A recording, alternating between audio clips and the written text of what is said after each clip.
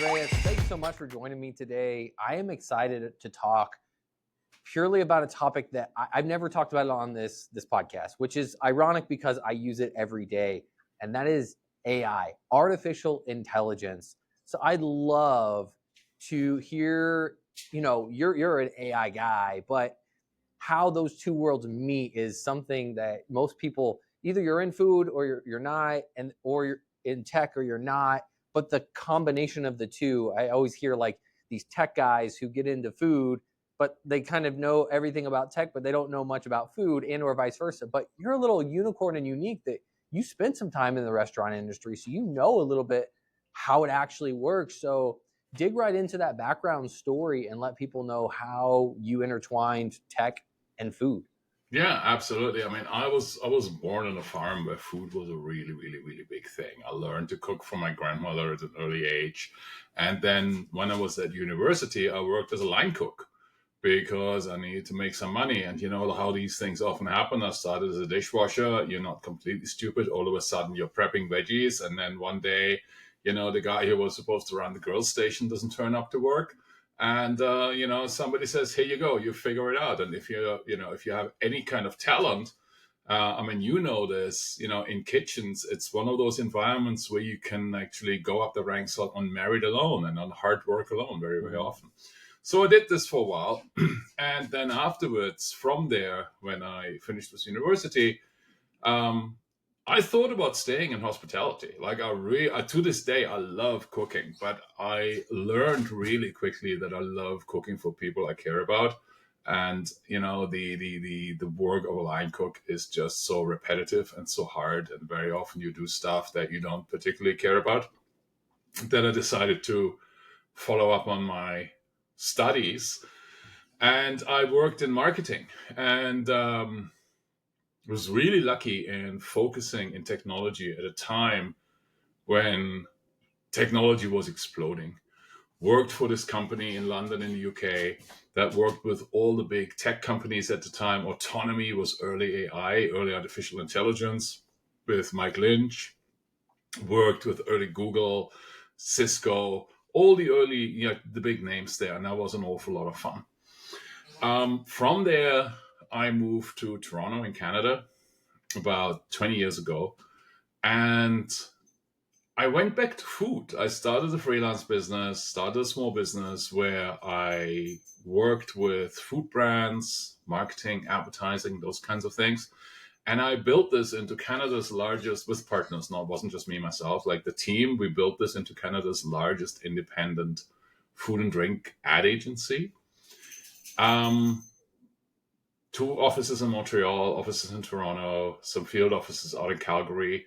And I sold that company about 2.5 years ago. And part of the reason why I sold the company was about 5 years ago, I got to play with what's now known to be ChatGPT and Google Gemini. I got to play with an early large language model. And it was 2 things. It was not very good at all. It was pretty crap. But it was also very, very clearly the future. And you're a founder, you're a business guy yourself. And I'm pretty sure you're familiar with the 3:00 in the morning panic attacks where you wake up and you're just terrified that everything you've built is about to come crashing down. And, you're sweaty and scared and worried. And I was thinking to myself, all the work I've done over the last 12, 13 years, I can see a lot of that work getting taken away from us by computers, like doing things by these Gen AI models. And then I thought to myself, well, what can I do to drive that change rather than being driven by that change? What can I do to turn this around? And I couldn't figure out a way to do it within the confines of this company I had built, because it had an income model, it had a whole bunch of staff, and that staff relied on me to pay their mortgages and their rent and make a living. And so when the opportunity came to let that go and have somebody else run this company and take care of all of these people, took that opportunity and I started from scratch. And The company I run now is called 6SEEDS. It's from the Greek myth of Persephone and the six seeds that brought the harvest. Um, so we started with data and AI at a foundational level. So we buy data from a variety of data partners. We have data flow into the company from retailers, from food service, from homes. So for example, we have data that comes in from all the retailers, not just Canada, but Canada, the US, Mexico, Brazil, most of Europe, not China, India, and Australia has just come online. So we have all these data flow in. Then the same thing is with food service. So we know what's on menus. We know what people are buying from those menus, when they're buying it, how often they're buying it, all those kinds of things. And then we have data coming in from people's homes. So for example, data from smart fridges, data from Pinterest boards, and all this that gets cross-referenced against data from social media conversation, the public conversation. And what this allows us to do, it allows us to understand what people are eating, really what they're eating, rather than what they say they're eating, because people will lie to you with like the greatest possible confidence. When they're eating it, how they're eating it, and the whole sort of motivation around it. And one of the things we say we do, we close the say-do gap. Because if I ask people in, I don't know, a focus group or on social media, so do you care about organic food? Oh, yes, I love organic food. Eat nothing else, right? And then when you look at the data, what people are really eating is affordability, availability, and taste. Those are the three big drivers of food consumption in North America, right? Specifically with rising food prices as we're experiencing right now. And so for our clients, what we do with all this data and AI that we have access to in a nutshell is we help them create products that people want to buy, because we understand the triggers that are behind what people are interested in, and we help them create marketing that people want to interact with. And so that overlap of data and food and a genuine love for food, that's where I'm at home. So I want to take a step back for folks. I understand everything you said. I don't know if everyone listening might understand. So we mentioned things like LLM, large language model, right? Maybe dig into a little bit.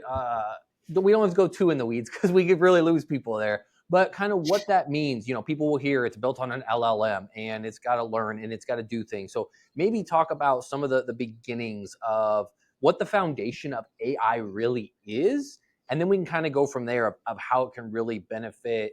Obviously you're at a larger scale, food manufacturer production, and then even talking about from an operator standpoint and the everyday. So let's start with the LLM.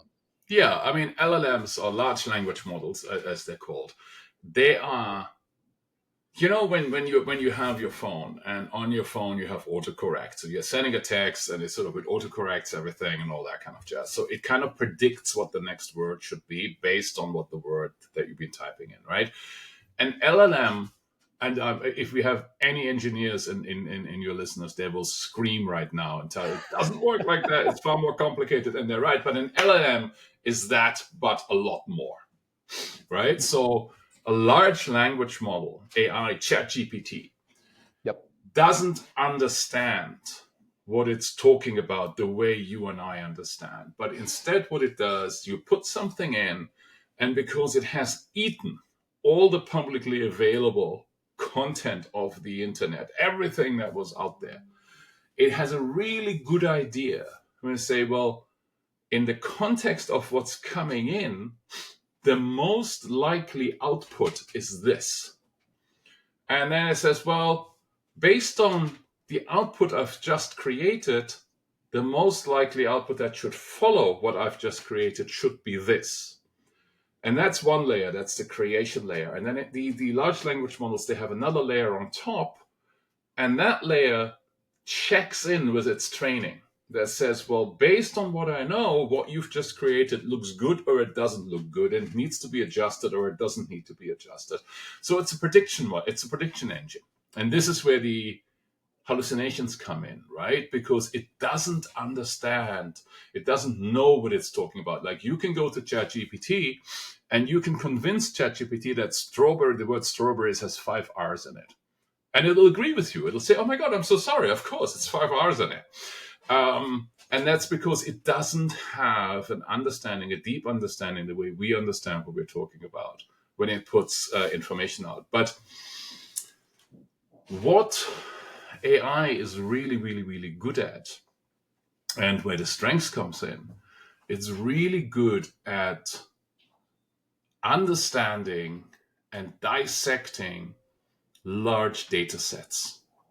So, for example, if you have certain patterns in large data that are where the data is simply too large for a human being to make sense of, AI is a really, really, really good helper there.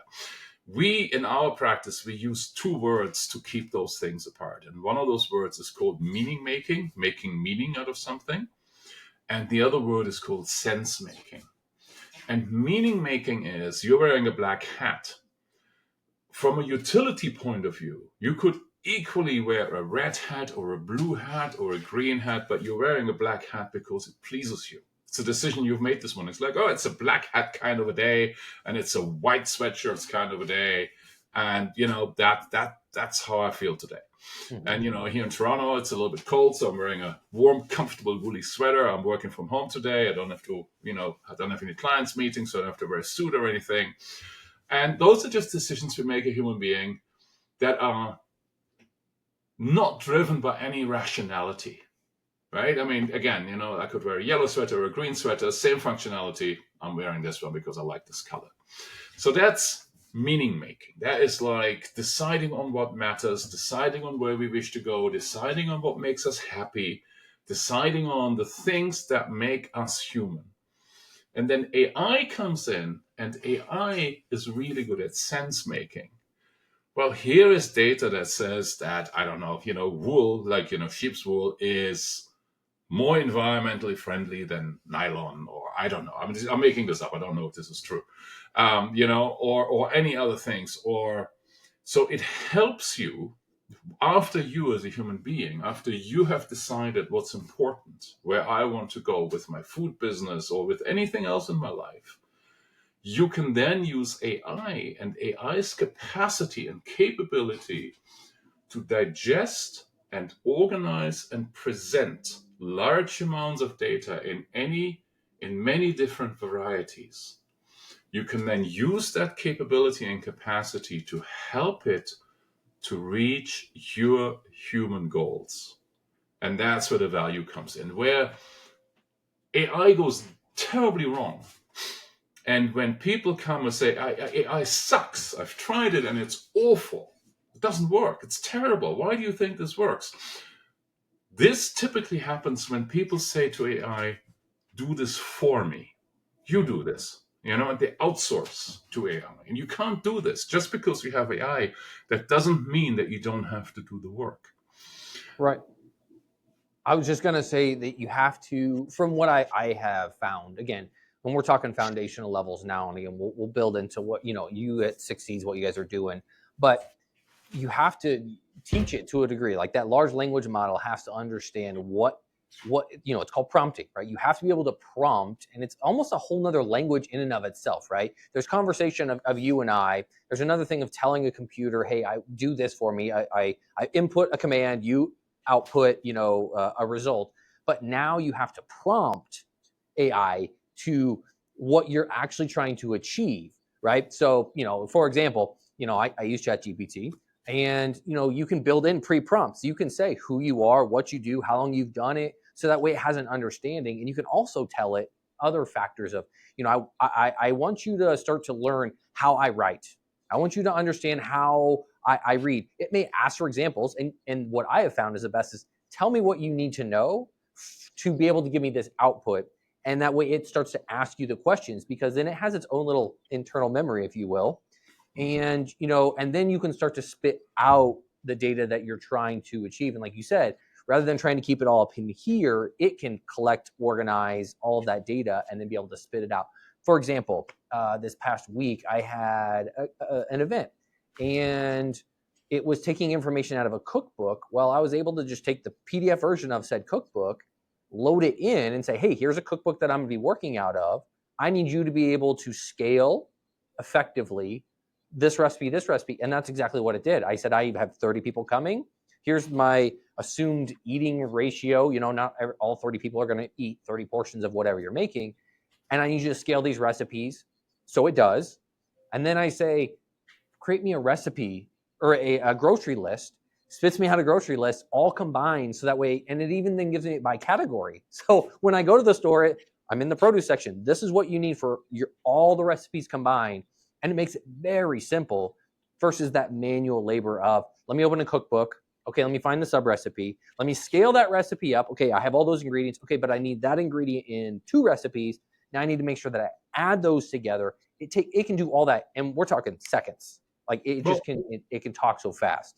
And what happened now, if you think about this, right, when we go meaning making, sense making, it allowed you as a human creative being to focus on the things you're good at. This is what I want to achieve. These are the people I want to feed. That's the experience I want to create. And then you say, here you go, my little electronic minion. You figure all the stuff out that needs to be figured out by a computer. Mm-hmm. And I can continue to make the human experience stronger and better.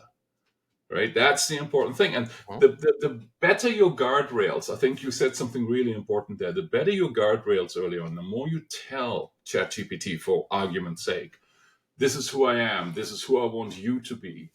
The more you hem it in and say, here you go, the better the results will be. And the longer you work with it, the more it remembers about you, the better the results will be. I mean, one of the things that I do when one of the ways my workflow has changed in the last 6 months, or even in the last 3 months, when I used to brainstorm by myself, as in not with colleagues, not with co-workers, when I was just trying to figure stuff out in my head, I used to write stuff down and use, Post-it notes and stick them on the wall and all this kind of stuff. I don't do that anymore. I put my headphones on, I put our dog on a leash, and I go for a walk, and I put ChatGPT into voice mode, and the new voice mode is just fantastic. Mm-hmm. And I say, so here's something I want to figure out, and I want you to listen to me, ChatGPT, not you. I want you to listen to me, and I ramble. And I say, well, this is where this could go, or this where this could go, or it could go here, and then after 10 minutes of talking, I say to ChatGPT, I want you figure out where are the patterns in what I've just talked about, and what do you have to add to the information I just gave you. And almost every single time I come home with a clear way forward, right? With a skeleton. Again, this is not AI doing the work for me. It's AI doing the work with me. Right. No, I love what you said there. I've always been a big component of I have to have others to bounce the ideas off. And I never thought of just talking and saying, listen to me and bounce things back off. I never thought of it in that way as something that can kind of take, again, it has all the knowledge for the most part of the web, right? It has everything at your fingertips, or it knows, especially the newest iteration, it can actually pull from the web. So rather than doing searches and whatnot, that I never even thought of using it in that context to be able to, collect my thoughts and put them into one place versus typing them out. And like you said, the voice powered, it makes it even that much easier. You can sit there and talk, and it's gotten so good. I remember the early days of, think of the iPhone and Siri, and you'd say something and it couldn't get anything right. No, I didn't say that. Now it pretty well knows exactly what you're saying. Even if you stumble your words, it knows that that's like a mistake. And what you then said is what you're actually trying to capture. It's fascinating how they've been able to layer this. But kind of going back to the food service piece of it, what challenges have you kind of encountered integrating AI into the food sector? I know the big players usually adopt technology sooner than others, but as a whole, I don't think the food industry uses it as much as they should. Again, it's usually larger companies or food manufacturers, equipment manufacturers that might. So what kind of challenges have you seen, in that or out of that we've been having in this industry? Yeah, I mean, the problem is when you're running a small food service outlet, right? When you're running a restaurant, when you're perhaps running a mom and pop restaurant or something reasonably small, you're probably already working 18 hours a day, right? I mean, you are probably at the market, you're buying ingredients, somebody's doing the books. It just never stops. And so the unfortunate thing is that a lot of the people who could benefit the most from this, who could really have help running their business that they never had access to before, frequently they just don't have the resource to learn all these new tricks, right? And I'm kind of hoping that, I mean, part of the reason why I think podcasts like yours are so valuable, that hopefully they'll encourage people to say, well, I'm going to explore this a little bit more because there is real value in it for me, right? But I mean, when I talk to chefs, and I think a lot of chefs are also people who like to work with their hands, right? There Mhm. is a tactileness, there's a sensuality about feeding people, about preparing food. And a fair number of chefs I've talked to, they basically told me that they feel they would never use computers because it feels disconnected from who they are and what they do.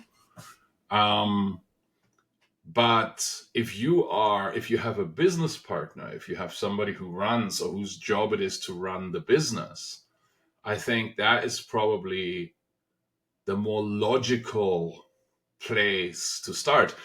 I can't tell you who it is, but we have worked with a very exceptionally well-known television personality chef.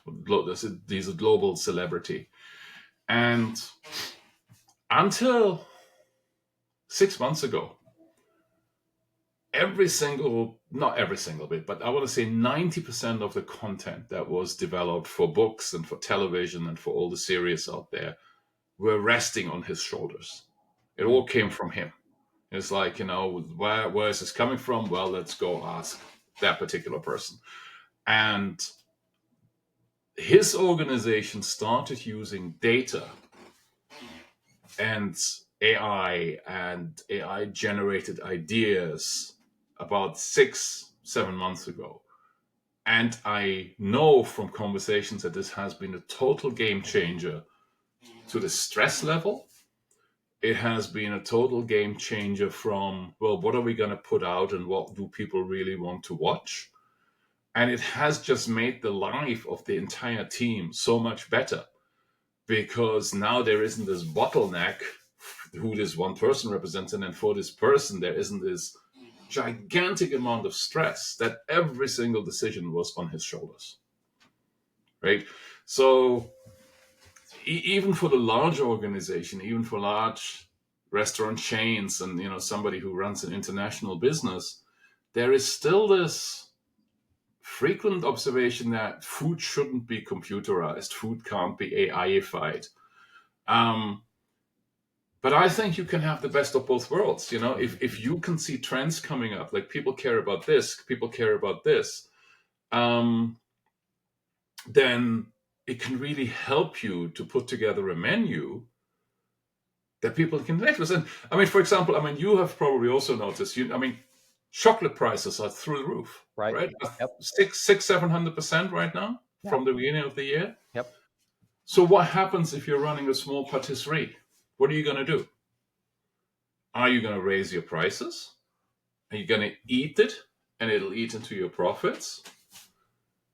Who are you going to ask, right? But if you have access to AI, to an AI mentor or helper, perhaps what you can work with is saying something simple as saying, look, I have the following products that I'm selling. My production costs are up, I don't know, 75% because of the chocolate that's included in those things. And my coffee, my chocolate price has gone from X to Y. It's about 600% higher than it used to be. Help. I need ideas, right? And the AI will have ideas. Not all of them will be good. Not all of them will be practical. Not all of them will be doable. But it'll get you out of the oh shit, oh shit, oh shit, oh shit phase where you're just standing there helplessly looking at the numbers on a spreadsheet. Well, it takes you out of the box and it gives you a set of tools that you otherwise wouldn't even think about, right? Because you can put in, like, back to my personal experience, it's the same thing. Before there was AI, it was called the flavor Bible, right? It has every ingredient. You need to pair things because you need umami, sweet, salty, spicy. You want everything in a dish, crunchy. You're using that book to kind of navigate that. Well, now you don't need to navigate because it's at your fingertips. You can say, this is what I'm looking to achieve. And there's plenty of times that I'm like, I need, X client, this is what they like. I need ideas. And it spits out some things. I'm like, absolutely not. I would never put that together, but I can refine, going back to those prompts and those guardrails, I can refine that information to a level that it starts to whittle it down. And rather than something that's taking 4 hours to ideate because you're trying to go back and forth and figure it out and like, will this work, will that work, you can just ask an AI model and it's going to tell you, yes it will, no it won't, here's why it will, here's why it won't, and you use your own knowledge. It's an amplification. That's what I always tell people. They're so worried about AI is going to take our jobs. Well, I think it's going to make people's jobs more efficient. They're going to be able to effectively do what they do better, faster, not necessarily eliminate, and it's going to create other jobs. I don't remember who it said, but what happened in the early, was it 1900, when tractors were invented, right? Everyone was doing horse and buggy. Oh my God, we're never going to be able to farm because all these machines are taking over. No, it just amplified what was being done, not taken away. Actually created different jobs in a different way. And so that's kind of what I see. And when I talk to chefs and they're like, I don't, like you said, I don't like that computer stuff and that's too difficult. I ask them, how long does it take to come up with the menu idea? And they're like, oh, it could take 4 or 5, a day, a week. I'm like, why? There's no reason for it to take that long. In addition to creativity, and there's a lot of plugins and things that we can layer on top. And most chefs aren't going to go that deep, but you have that capability that it can start to do things to a degree for you, with you as kind of the yes, that's what I want type go person. Yeah, 100%. I mean, everything, repeating myself a little bit here, but AI is a tool, right? And you're absolutely bang on. I mean, some jobs will disappear, no doubt about it, right? For example, I mean, going back to your farm example, there used to be a blacksmith in every village, right? And you took your horse there to have your horse shoot, and that's gone away. There's a whole bunch of jobs that don't exist anymore. But I'd like to think that a whole bunch of these blacksmiths learned how to maintain a diesel engine, right? And they turned the smithy into early mechanic stores where you could you brought your tractor in and you got your tractor serviced, right? Because there are transferable skills there. I saw this somewhere, and I don't have the exact number in my head, so don't quote me on this. But I read somewhere recently that 50 years ago, 75% of the jobs that are in today's census document didn't even exist. Right. And that jobs, I mean, IT consultants, right? I mean, that wasn't a thing. Or somebody who builds electric cars, or space, whatever people. None of these, solar panel installers, Right. none of these things existed because the technology wasn't there and we were doing different things altogether. And then today it's probably really difficult to find somebody who can look after a steam engine really well. Right? Because those jobs went away with the steam engine. But as you said, other jobs make an appearance, other expertise is needed. And I always think that you have two choices. You can you can complain. You can say, well, everything's terrible. And, it wasn't like that when I was young.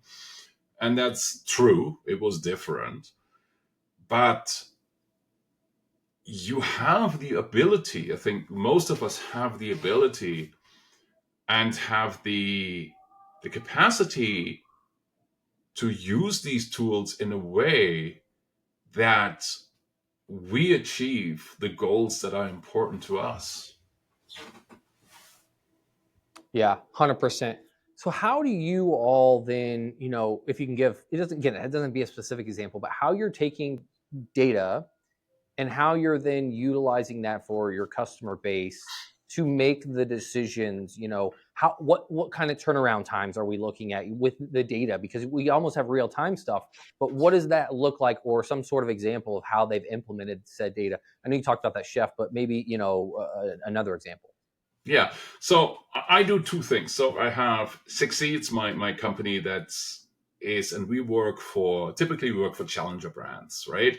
People who aren't the Nestle's of this world, people who aren't the Johnson and Johnsons or the Kraft Heinz, because those guys, they have this licked. Every single one of them, right? They are super slick. They all have they have for the longest time they've been working with AI. This is nothing new for them.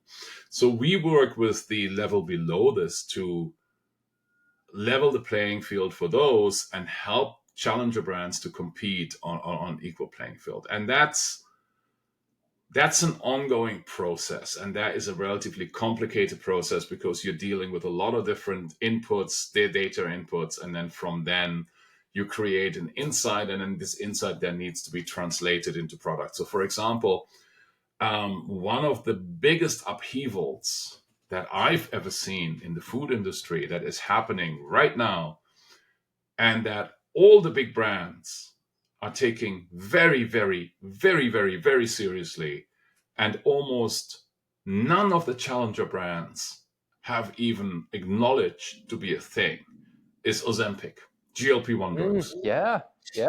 Absolutely massive. If you go to Kraft Heinz, if you go to Nestle, if you go to PepsiCo, they are all working on this.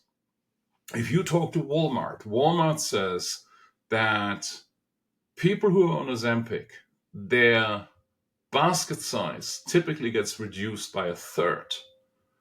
Now that's a third less income for Walmart for people who are on Ozempic. Right. The big guys are bringing out specific sized food. They're bringing out food that's high in protein, high in fiber, that works with people who take GLP-1 drugs. And the smaller companies are merely ignoring it for reasons, they don't have the time, it's not on their radar, et cetera, et cetera. And so that is just one really, really, really, really, really, really big thing that you need to stay on top. We're currently working with 3 different companies, helping them develop Ozempic specific food product that help people who are on Ozempic to live healthy lives. Another project we're currently working on is another company we're helping them produce food products that have natural ESL.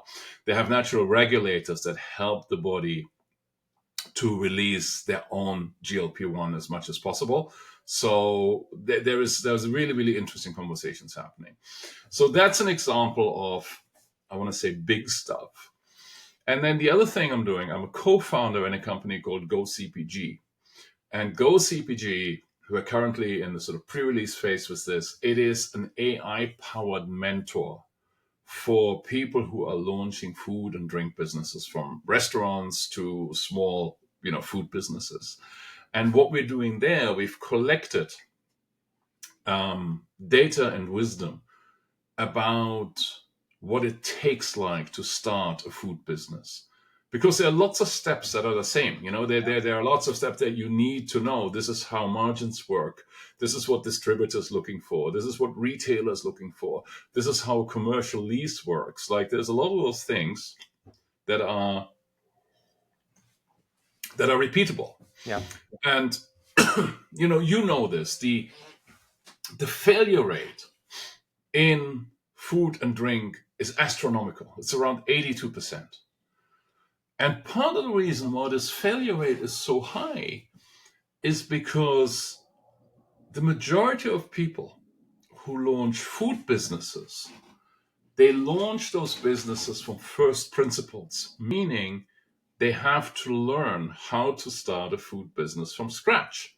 Mm-hmm. And if you learn something from first principles, if you're an organism that learns everything from first principles, you're eating all the poisonous berries along the way. Right.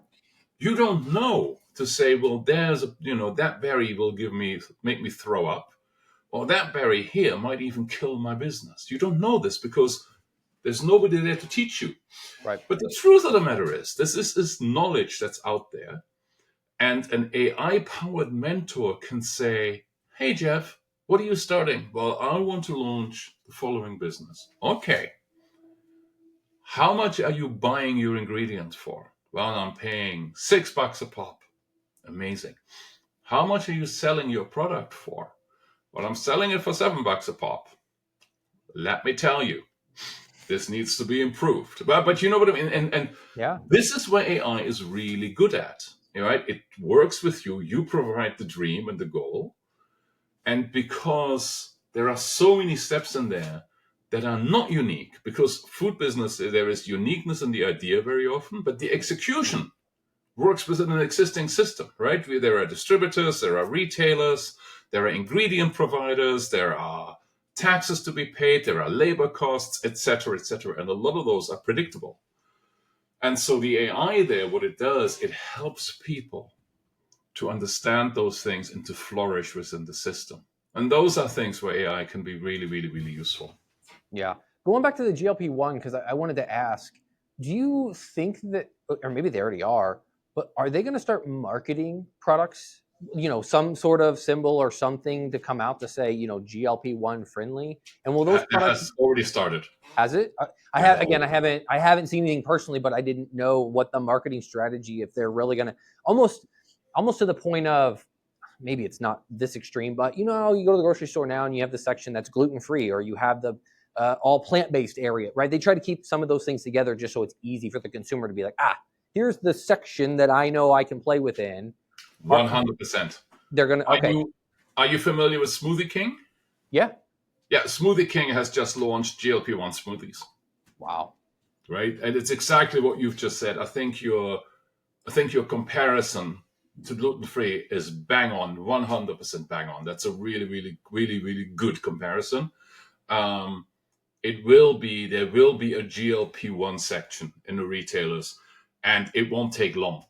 I mean, we're already seeing the beginning, and it would not surprise me if within the next 3 to 6 months at major retailers, we see a shelf that says GLP-1 friendly foods.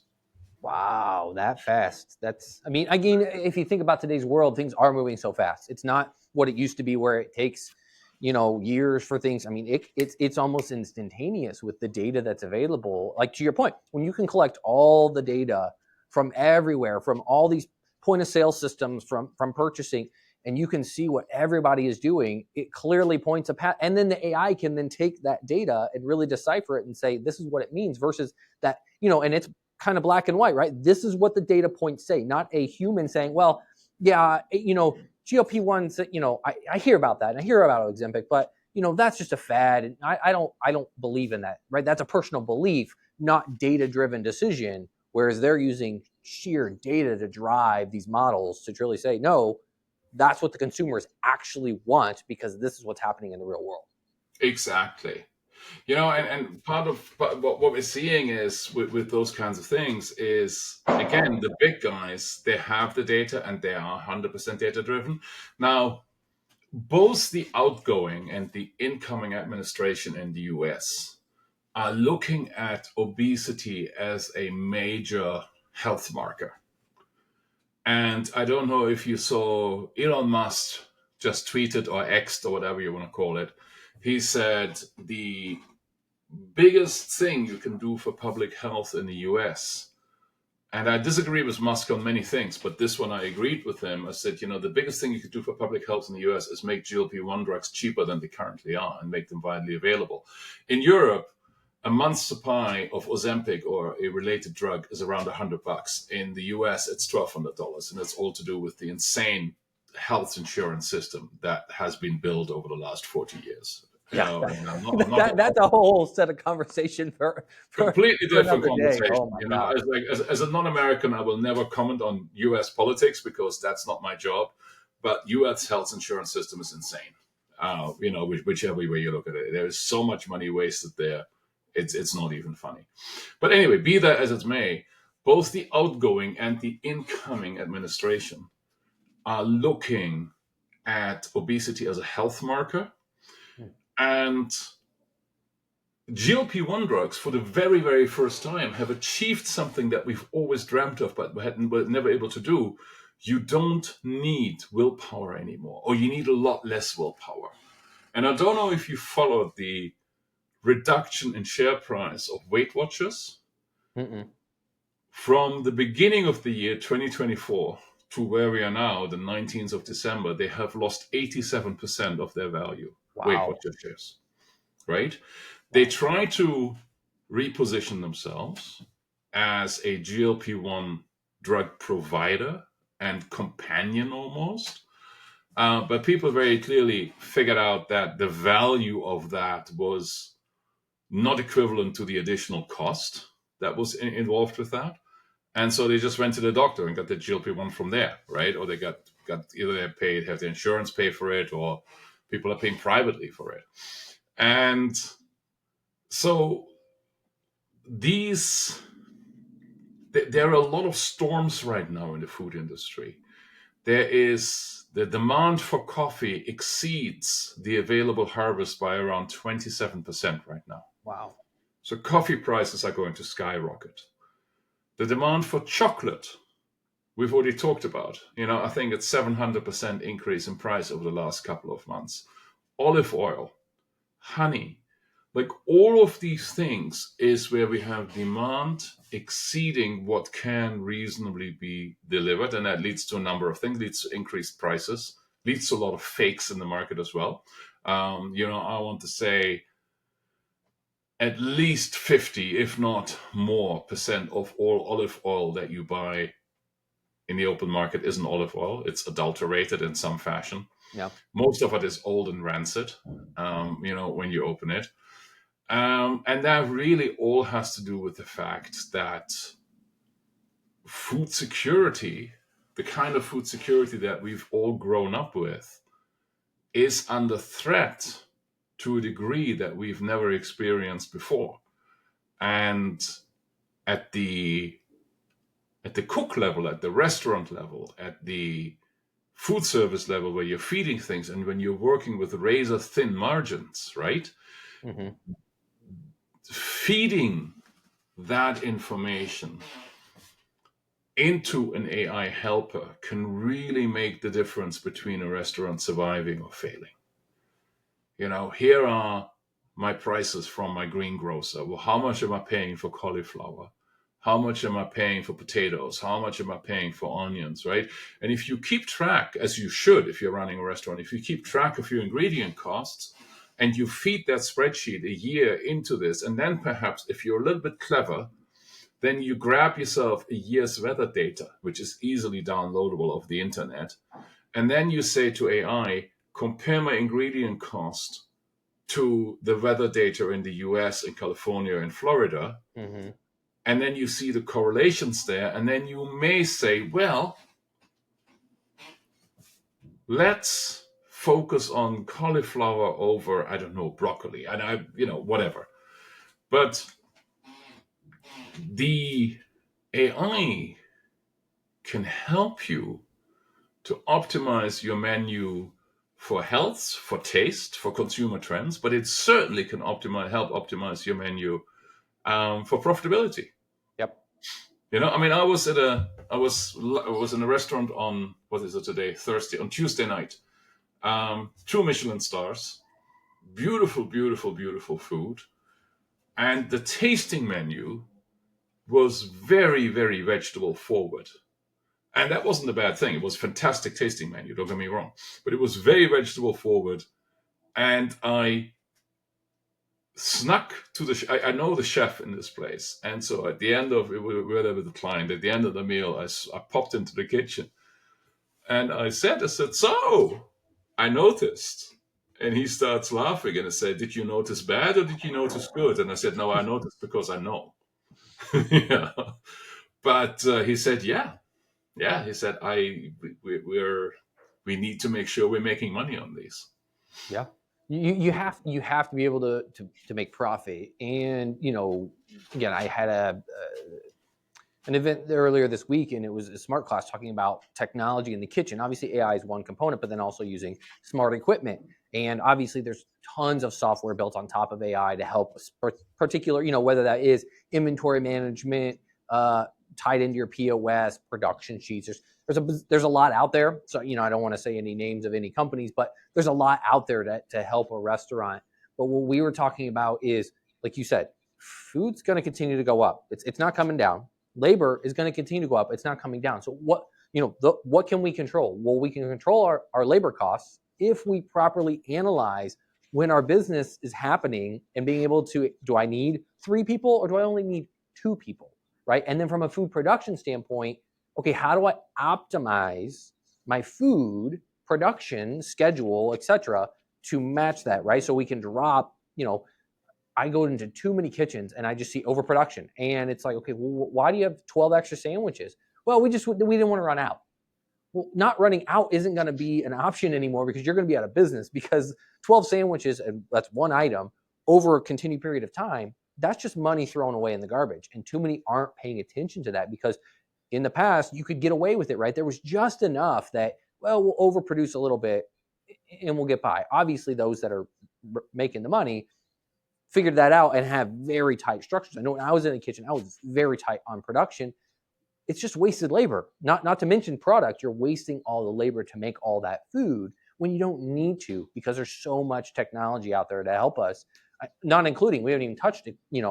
I talk a lot about equipment, but you could get away with the kitchen with a few pieces of equipment versus having all this stuff that you think you need because a traditional kitchen has it. You don't need it anymore. And the oven is smarter than you are and can almost, it can take the person that doesn't know how to cook. And, I yesterday made a piece of picanha and it had a beautiful fat cap on it, but I needed to like crisp that up. I was able to literally hit a button and say that, it product with crackling, and it literally cooked it to the perfect internal temperature, crisped up the outside perfectly. And I didn't have to, all I had to do was stick the thermometer in it because I told it that's where I wanted to be. And it did all the work for me. Yeah. And if you can get yourself as an operator, right?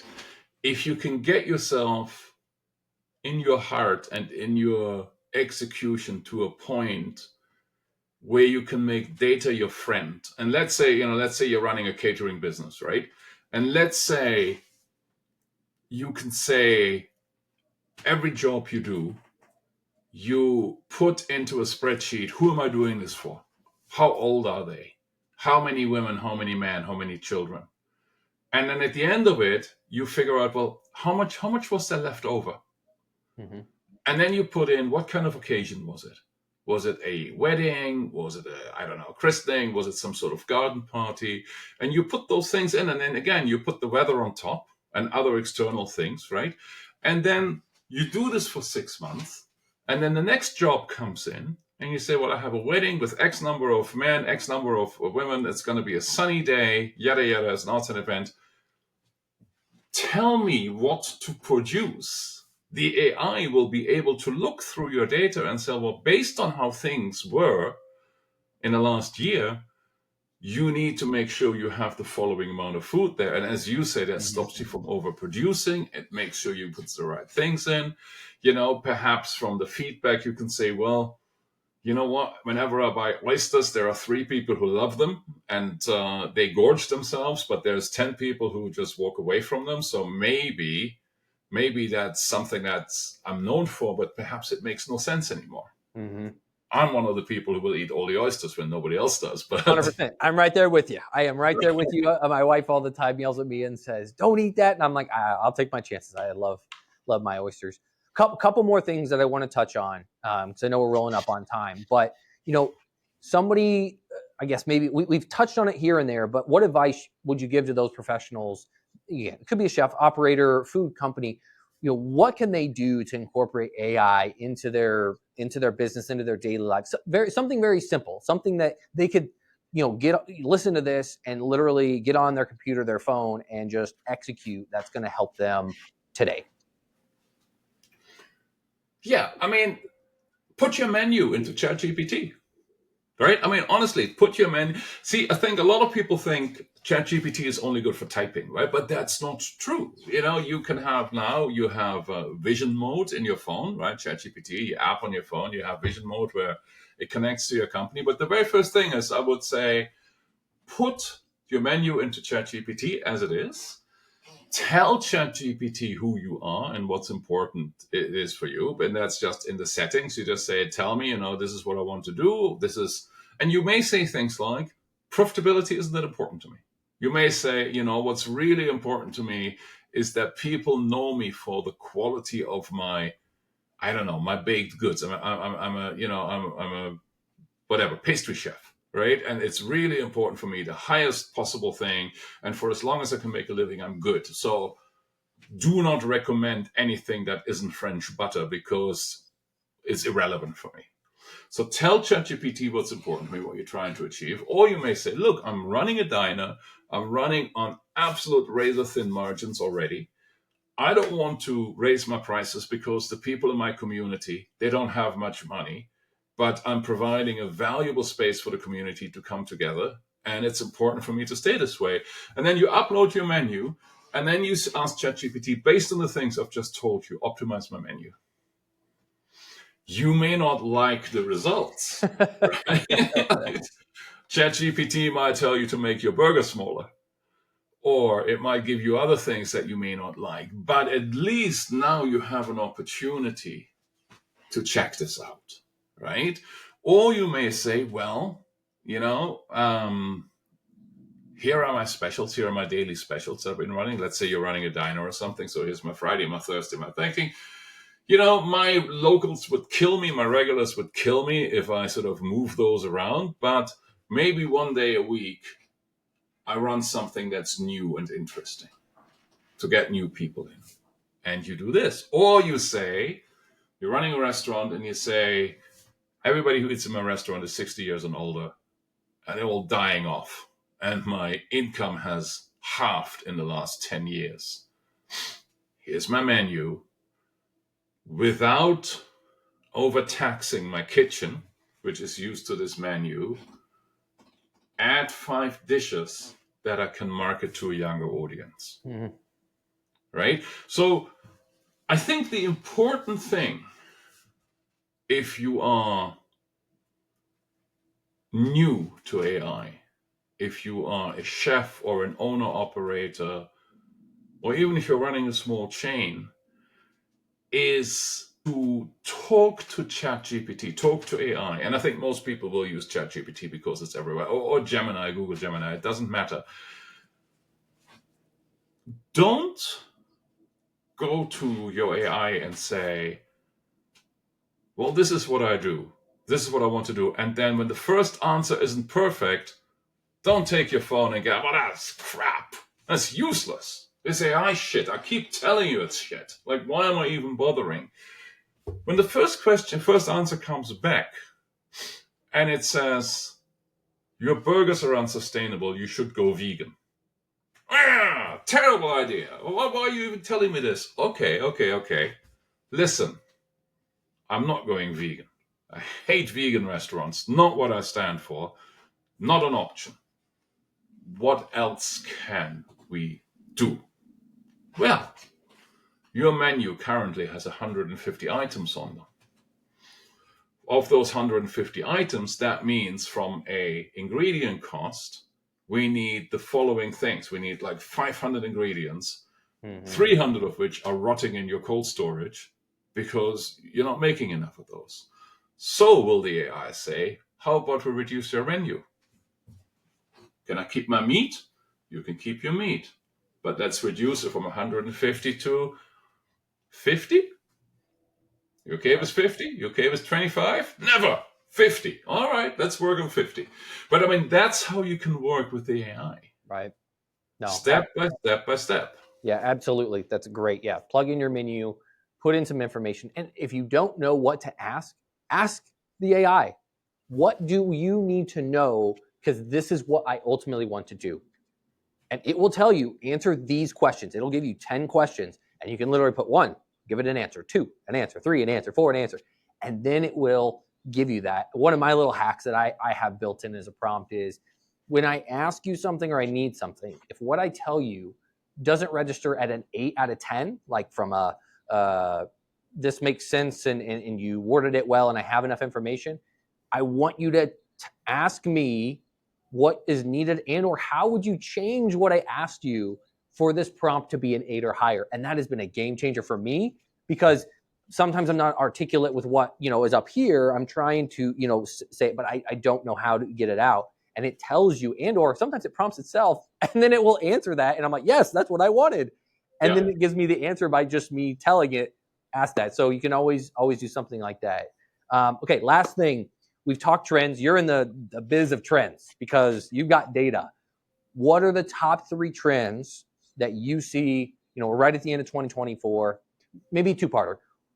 Did the trends that you saw or thought were going to happen this year happen? Again, maybe 2 or 3. And then what would you say are going to be probably some of the top 3 trends in the food industry going into 2025? So we're going to start with that last question. Answer the last question. The 2 big ones right now that I'm seeing is GLP-1 is a thing, right? Okay. 10% of the US 16% of the US population has been or currently is on GLP-1 drugs. Predictions are about 35% of US residents population could benefit from GLP. They could benefit from losing weight, right? So that is a massive market in there. I would suggest to have, if you run a restaurant that has any, not even if you're health focused, like, I would try this. You said something earlier on, what you would try. Let's say you're running a small, I don't know, if you about the people, your listenership, but if you have small owner operators who are listening to this, I would ask you to try one thing. Research a GLP-1 friendly dish, and I guarantee you it will be high in fiber, high in nutrients, high in protein. Put it on your menu and say, this is GLP-1 friendly. Make sure it's female friendly, right? So don't make it a massive steak, because 65% of all GLP-1 patients are women between 50 and 60 years old. Okay.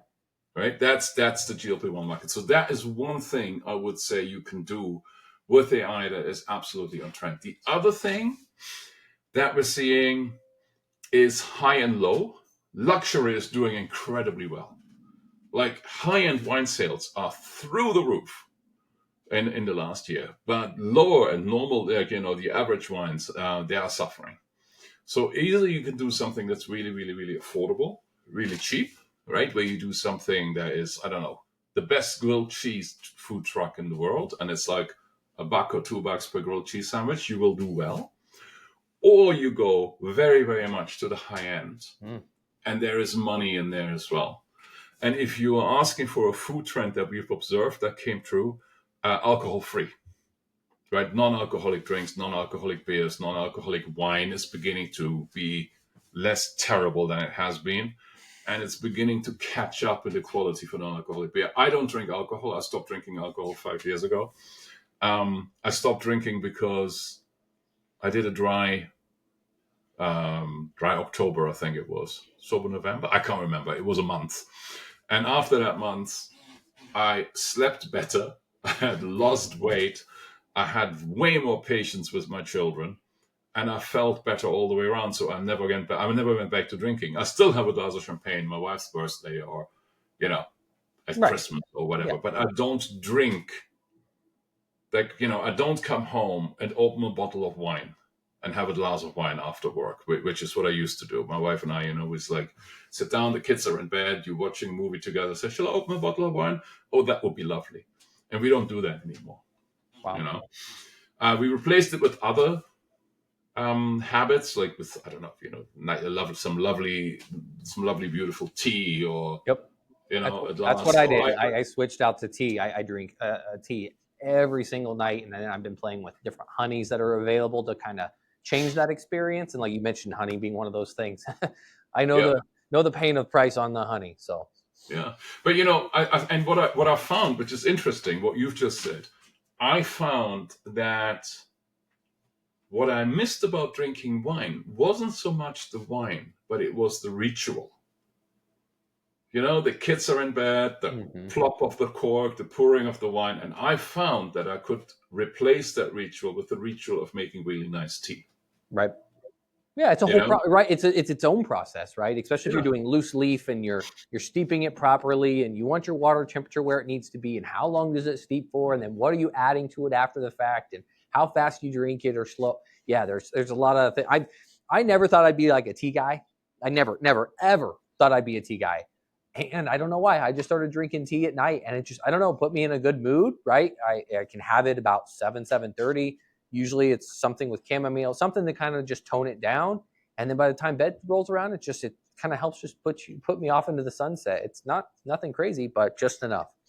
I'm a certified tea sommelier. I took a tea sommelier course with a certification Okay, at then the we need to talk a little bit more about some tea in the future, because am slowly learning the ways of tea and just getting into it. So yeah, Yeah, no, my wife gave me the course as a Christmas present. that's And super I cool. didn't, but when I took the course, I didn't sleep for 3 months because it was an evening course. And you drink, even though you're spitting it out again, but you're Mhm. ingesting an awful lot of tea. And of course, tea has caffeine in it. So you come home 11 o'clock at night. It was from 8 to 11, 4 nights a week. And you're buzzing and you're up till Yeah, 3 o'clock in the morning. But yeah, it was absolutely worth it. But those are things. Again, back to your question. If you're running a restaurant right now, my suggestion would be GLP-1. Take it seriously, learn more about it, put some dishes on your menu, have alcohol-free choices. The Michelin restaurant I was in on Tuesday didn't have any alcohol-free beers, and so I said, "Do you have anything alcohol-free in the menu?" And the head waiter apologized and says, "We're working on it. We just haven't gotten around to it. We've been really busy." And they were super apologetic, and they said, "You're the third." They said, "We know we need to get on this because you're the third people. You're the third table this evening asking us." wow, And they come to some dishes, and I said, "You don't have to do that. It's fine. I know how hard it is to run a restaurant." And it's like, no. Like, we feel bad about this. We should do better on this particular aspect. wow, So those are all things that are really important. And then high and low. If I'd open a restaurant today, I would open a restaurant where you can get only two drinks, Veuve Clicquot champagne and sort of cups of tea, and then you do, I don't know, family style roast chicken in the middle or something. It's like high and low does really, really, really well. Either completely outrageous luxury or affordability. cool. Don't stick in the middle. That's almost like mediocrity, right? Stuck in the middle. Go Yeah. high, go low. Awesome. Andres, where do people go? They want to learn more about you, what you're doing. There's a lot more. We didn't even touch about your AI generated podcast. There's so many things that you're doing, but where do people go if they want to learn more? So really, I'm really easy to find. I was born in Germany, so I have a really strange name. My name is Andreas, Andreas. My second name is Duess. That's Duess. I'm easily Googleable as a result of this. You can find me on LinkedIn. 6SEEDSconsulting.com is the company where you can find me. You can find me there. Um, any questions? If you have any questions, if you're working in the food industry and you have any questions, and if you think that I have some of the answers, send me a quick email, get in touch. We're more than happy to, point people in the right direction. Yeah, we need more people like you in the industry that are willing to give some bits and tidbits and knowledge to, like you said, I want to learn more about your secondary company. We didn't even talk about that of, getting CPG, and there's all those questions that they always ask, and people even ask me, and I'm like, well, I don't have all those answers. I've never started my own. I've worked for food companies, but this is what I would say for, like you had said, like, you need to know distribution. You need to know your customer. You need to know this. You need to know that before you even go to market. Not just you have a great product, that's awesome, but how do you actually execute? So Absolutely. And it had a lot, again, a lot has to do, and again, you know this from running a restaurant. A lot of the steps are repeatable, right? You need certain certification. You need your food safety certificate. You need this, you need that, you need this insurance, you need that insurance. You need to do, fire inspection. Like, all of these things are repeatable. But if nobody has ever taught you those things, then a lot of them come as surprises, and a lot of those surprises come with money that needs to be spent. And then at some point, the money runs out. yep. Absolutely. Well, it's been an absolute pleasure chatting. I'm going to put all this information and more into the show notes where you can find everything about Andreas, 6SEEDS, and much, much more. And that's kind of a wrap for 2024. Excited, and I will catch you in 2025 on the sunny side.